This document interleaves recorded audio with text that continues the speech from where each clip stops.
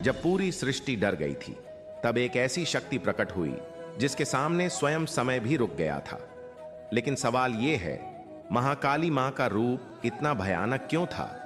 क्या वो विनाश करने आई थीं या किसी और बड़े रहस्य को पूरा करने?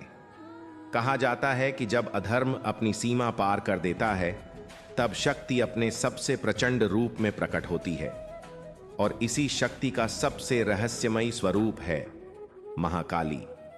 महाकाली मां के गले की मुंडमाला को देखकर लोग अक्सर डर जाते हैं, लेकिन इसका अर्थ सिर्फ मृत्यु नहीं है। कई परंपराओं में इसे मनुष्य के अहंकार, अज्ञान और उन बंधनों के अंत का प्रतीक माना जाता है जो इंसान को सत्य से दूर रखते हैं। और मां की निकली हुई जिह्वा, लोकप्रिय कथा में इसे रक्त बीज के वध से जोड़ा जाता है। एक ऐसा असुर जिसके रक्त की हर बूंद से एक नया रक्त बीज पैदा हो जाता था, यानी जितना उसे हराने की कोशिश करो वह उतना ही बढ़ता जाता था। तब मां काली ने उसकी हर रक्त बूंद को धरती पर गिरने से पहले ही अपने भीतर समेट लिया। लेकिन असली रहस्य यहीं से शुरू होता है। जब उनका क्रोध इतना प्रचंड हो गया कि पूरा संसार उनके कदमों के नीचे कांपने लगा, तब भगवान शिव स्वयं उनके मार्ग में लेट गए। मां काली का पैर शिव जी पर पड़ा और उसी क्षण उनका क्रोध शांत होने लगा।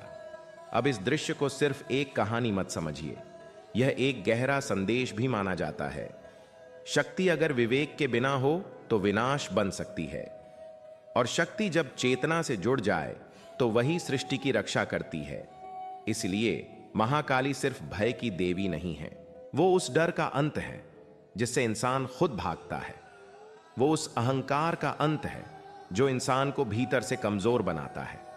और शायद इसी वजह से मां काली का सबसे बड़ा संदेश है, जिस दिन तुम अपने भीतर के अहंकार को हरा दोगे, उस दिन तुम्हें दुनिया से डरने की जरूरत नहीं रहेगी।